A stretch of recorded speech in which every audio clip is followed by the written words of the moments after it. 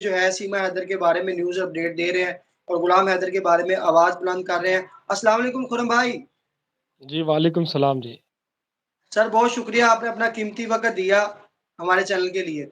अच्छा ये बताइएगा कि क्या अपडेट है, क्या न्यूज़ है सीमा हैदर के बारे में? क्योंकि आप तो गुलाम हैदर से भी राब्ते में हैं और उनकी जो न्यूज़ दे रहे हैं, तनवीर अफरोज़ भाई और अरशद मियाँ उनसे भी राब्ते में हैं। क्या अपडेट है अब?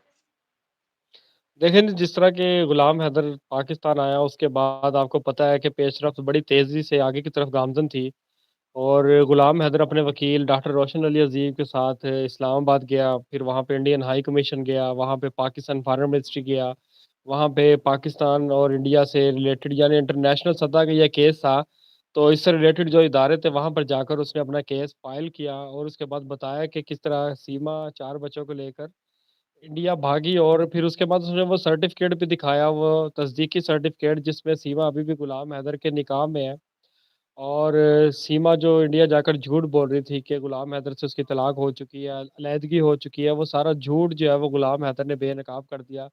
वो निकाह नादरा के अभी भी दफ़्तर में रजिस्टर्ड है और सीमा कानूनी तौर पर अभी भी गुलाम हैदर की बीवी है और जो इंडिया जाकर उसने झूठ बोला था, वो गुलाम हैदर ने उसके मुँह पर कालक मल दी है। दूसरी तरफ अगर इंडिया में देखा जाए तो सीमा हो या उसका वकील टोपी सिंह हो या उससे रिलेटेड जितने भी सहूलतकार हो, वो तमाम लोग अब परेशान हो चुके हैं, डिप्रेशन का शिकार हो चुके हैं, क्योंकि अब उनको पता चल चुका है। क्योंकि खुद आपने देखा कि एपी सिंह ये मान गया है कि पाकिस्तान से एक प्रेशर बनाया जा रहा है, हम पर प्रेशर डाला जा रहा है, तो इसका मतलब है कि गुलाम हैदर और उनके वकील की बड़ी कामयाबी थी कि वो अपना केस जीतते हुए नज़र आ रहे हैं। उनका ये प्लान ए था जिसके मुताबिक उन्होंने इंडिया से राब्ता करके उनसे अभी जवाब आना है। इंडियन हाई कमीशन ने टाइम माँगा है कि हम इंडियन हाई कमीशन से भी जवाब लेके आपको फिर बता देंगे आगे क्या होने जा रहा है। तो अब सीमा हो या एपी सिंह हो, अमीर जानी हो या मैंने 4 सहूलतकार और भी बताए थे जिसमें नोएडा का एमएलए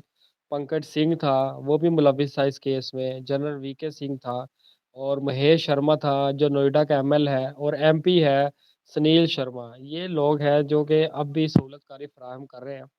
और मैं ये पहले भी कई दफ़ा ये कह चुका था कि इन्होंने इंडिया में इलेक्शनों में खून-खराबा करना था सीमा को इस्तेमाल करके, पाकिस्तान मुखालिफ बयानियाँ चलाकर।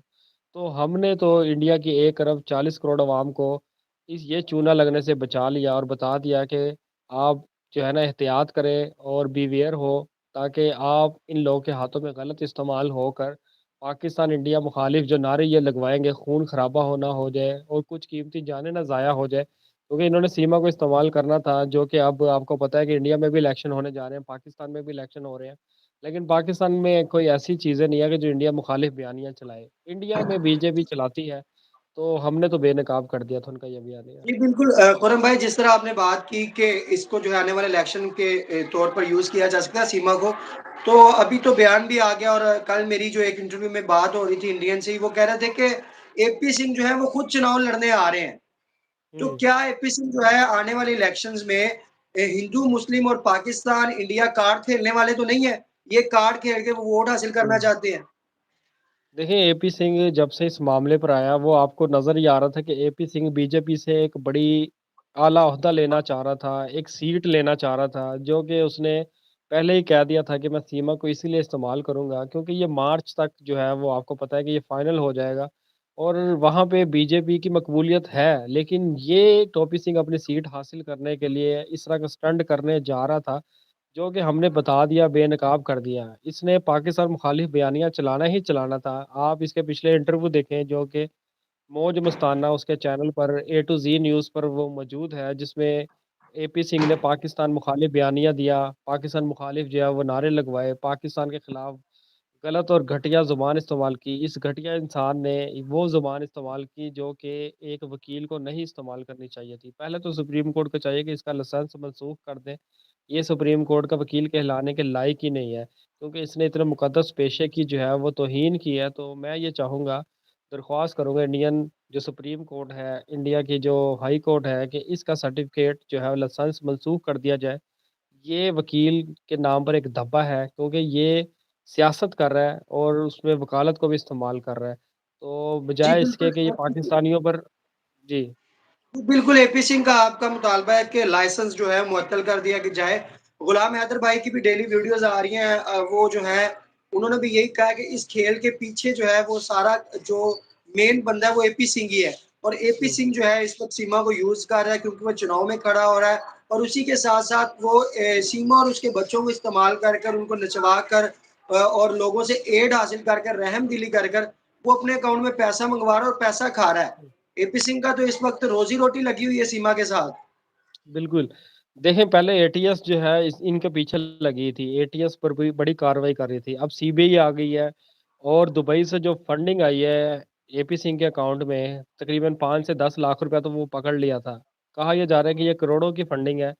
सीबीआई भी और ईडी जो दुबई की एजेंसी है, वो इनके अकाउंट चेक करेगी, इनके सासे चेक करेगी और इनकी रुकनीत ही मुअत्तल हो जाएगी क्योंकि ये जब गैर शफ़ाफ़ होंगे, इनके पास फंडिंग आई होगी तो ज़ाहिर-सी बात है इनकी रुकनीत मनसूख होगी और फिर जो है इनके खिलाफ कार्रवाई होगी तो ये तो इलेक्शन भी नहीं लड़ सकेगा। तो बीजेपी सर अगर और सर अगर बिल्कुल तो जी। बीजेपी की जानिब से एपी सिंह चुनाव लड़ रहा है तो फिर तो झूठ है कि एपी सिंह का जो है लाइसेंस मुअत्तल होगा या एपी सिंह वो जो है सीमा वाला केस हार जाएगा, या एपी सिंह के खिलाफ कोई मुकदमा होगा।